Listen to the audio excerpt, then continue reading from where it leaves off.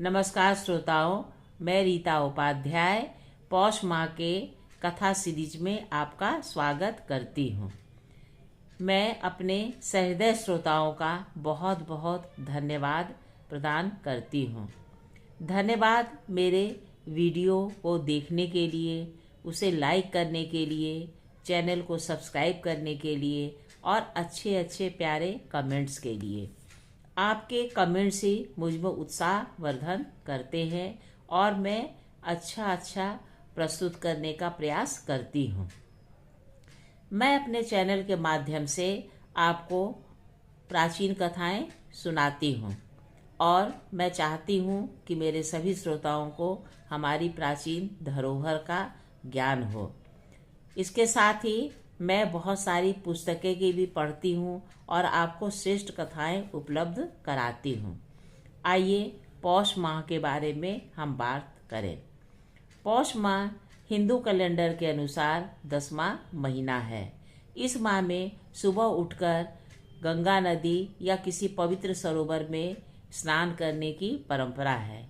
अगर पवित्र नदी पास में उपलब्ध न हो तो हमें घर के पानी में गंगा जल डालकर स्नान करना चाहिए।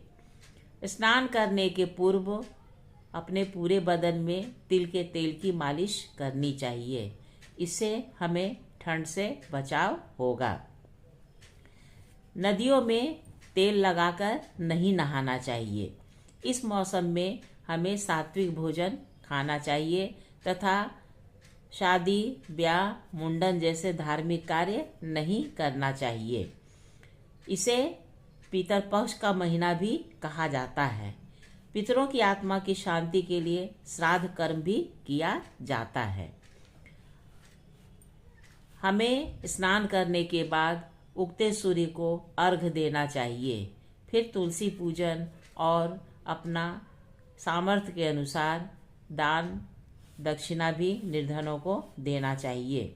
इस समय चूँकि बहुत ज़्यादा ठंड होती है, इसलिए हमें तिल का सेवन करना चाहिए और हमें गरीबों को गर्म कपड़े भी देना चाहिए। इस माह में जूठा और बासी भोजन नहीं करना चाहिए। आइए हम सर्वप्रथम गणेश भगवान की कथा सुनते हैं।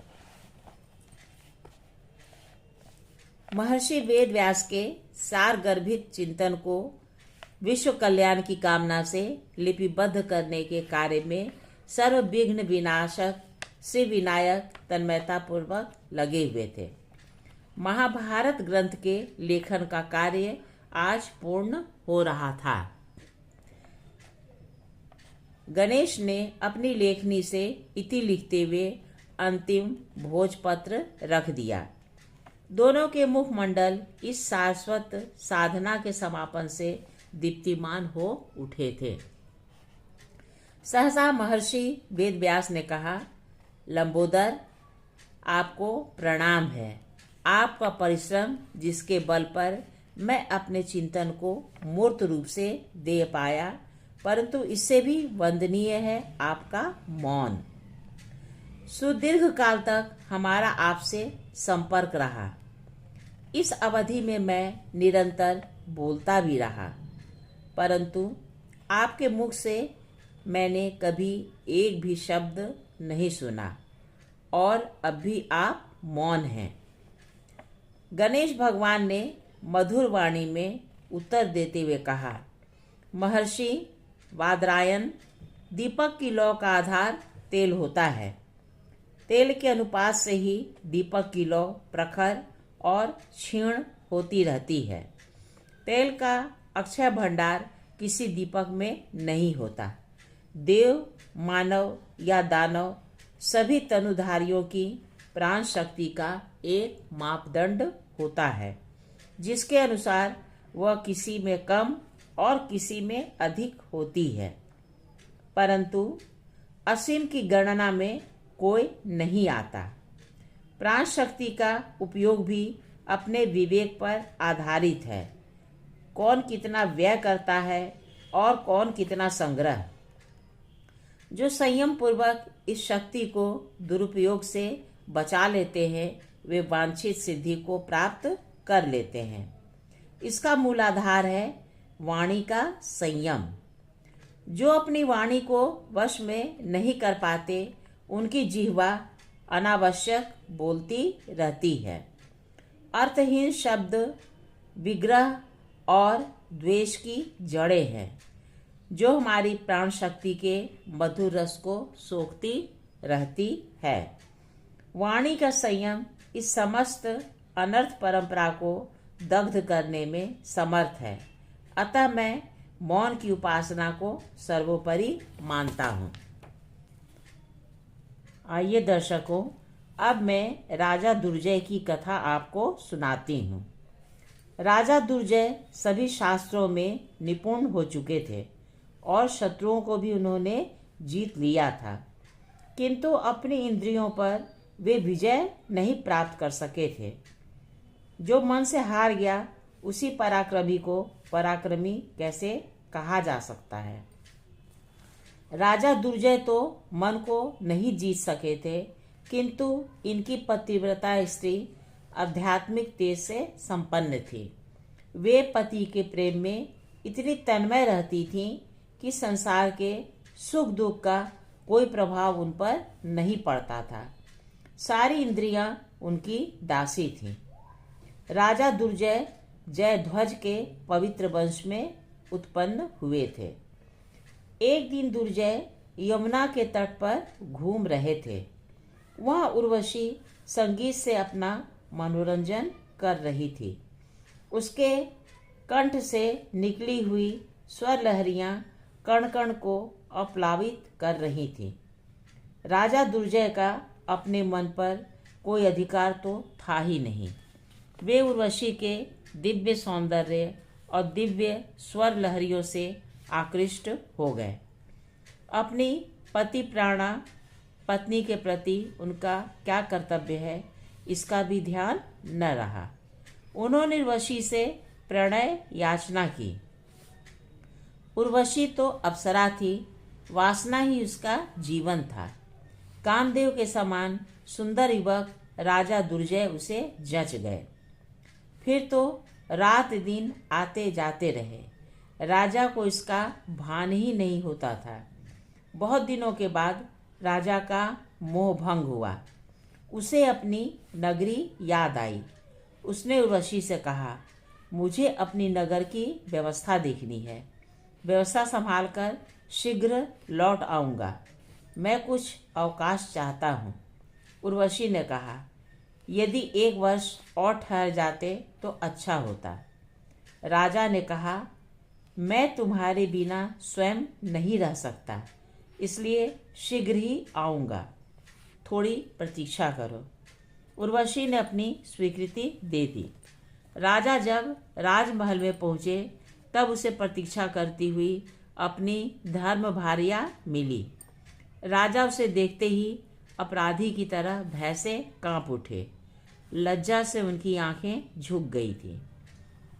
पत्नी तो पति परायण थी। पति के झेप को सहन नहीं कर सकी। बोली, स्वामी, आप तो किसी से नहीं डरते थे, आज भय से कांप क्यों रहे हैं? आपकी यह दुर्बलता किसी और के सामने व्यक्त न कीजिएगा। किंतु दुर्जन के मुख पर ताला लग गया था। वे कुछ बोल न सके। पतिव्रता ने अपनी आध्यात्मिक शक्ति से उर्वशी वाली घटना जान ली। वह बोली, स्वामी, मैं सब कुछ जान चुकी हूँ। मेरा सुख आपके सुख में ही निहित है। मैं आपसे अप्रसन्न नहीं हूँ, किंतु आपसे पाप तो हो ही गया है। उसका प्रायश्चित होना आवश्यक है, नहीं तो पाप अगले दुख का कारण बन सकता है। अपने पति का उदात्त आश्वासन पाकर राजा दुर्जय का मन हल्का हो गया। वे महर्षि कण्व के आश्रम में गए। उन्होंने महर्षि कण्व से अपने इस पाप का प्रायश्चित पूछा। महर्षि ने प्रायश्चित के विधान बता दिए। प्रायश्चित जानकर वे हिमालय पर पहुँचे। वहाँ उनकी दृष्टि एक गंधर्व पर पड़ी, जिसने एक दिव्य माला पहन रखी थी। उस माला से उसका सारा शरीर शोभा से जगमगा रहा था। राजा के मन में आया कि यह माला उर्वशी के अनुरूप है, इस माला से वह खिल उठेगी। यह विचार आते ही वे माला लेने के लिए उतावले हो गए। राजा मन के दास तो थे ही, बस लुटेरे की तरह गंधर्व पर टूट पड़े। उसे पीट पीट कर माला ले लिया। अब न तो धर्म भारिया की बातें याद थी और न प्रायश्चित की ही। दुर्जय माला लेकर यमुना तट पर पहुंच गए, किंतु वहां उर्वशी नहीं थी। उन्होंने विह्वल होकर पृथ्वी का चप्पा चप्पा छान डाला, किंतु उर्वशी का कहीं पता न था। विह्वलता ने उनकी दशा दयनीय बना दी थी। फिर वे हेमकूट पर पहुँचे, वहाँ उर्वशी का पता नहीं था। तब वे देवलोक पहुँचे, जहाँ मेरु पर्वत के मानसरोवर के दिव्य तट पर उर्वशी को देखा। राजा को बहुत शांति मिली। उन्होंने माला से अपनी प्रेयसी का श्रृंगार किया और अपने को धन्य माना। यह राजा दुर्जय के पतन की पराकाष्ठा थी। कहाँ तो अपनी पत्नी के निर्देश से सत्य पथ की ओर अग्रसर हुए थे और कहाँ फिर आ गिरे। उन्हें न तो अपनी पत्नी का ध्यान था, न कर्ण ऋषि से पाप निवारण हेतु प्रायश्चित पूछने का ही। उर्वशी का जीवन वासनामय तो अवश्य था, किंतु वह आगे पीछे सोच सकती थी। उसने आंक लिया कि उसकी पतिव्रता स्त्री एक न एक दिन मुझे अवश्य शाप देगी, क्योंकि मैं उस पतिव्रता की लगातार अवहेलना कर रही हूँ। यह सोचकर वशी ने अपना रूप उत्कट बना लिया। उसका प्रत्येक अंग रोष से भर गया, आंखें पीली पीली हो गईं। दुर्जय का मन उर्वशी की ओर से फिर गया। वासना का भूत उसके सिर से उतर चुका था। अब वे आत्मनिरीक्षण कर सकते थे। उन्होंने अपने को बहुत धिक्कारा और कण्व ऋषि के बताए पथ पर आ गए। घोर तपस्या कर फिर महर्षि कण्व के आश्रम पर पहुँचे और विनम्रता से अपनी पतन कहानी कह सुनाई। महर्षि कण्व ने राजा को काशी जाने का आदेश दिया। कहा, गंगा में स्नान और तर्पण कर बाबा विश्वनाथ का दर्शन करो। राजा दुर्जय ने काशी में गंगा स्नान तथा तर्पण कर विधि विधान से बाबा विश्वनाथ का दर्शन किया तथा पापों से मुक्ति पा ली। मेरे सहृदय श्रोताओं, कहिए आपको यह कहानी कैसी लगी? मेरा ख्याल है अच्छी लगी होगी। मैंने तो कहानी को मनोरंजक बनाने के लिए अपनी तरफ से भरपूर प्रयास किया है। कृपया अगर आपको कहानी अच्छी लगी हो तो इसे लाइक अवश्य करिएगा, और जिन्होंने सब्सक्राइब नहीं किया है कृपया मेरे चैनल को अवश्य ही सब्सक्राइब कीजिएगा। नमस्कार।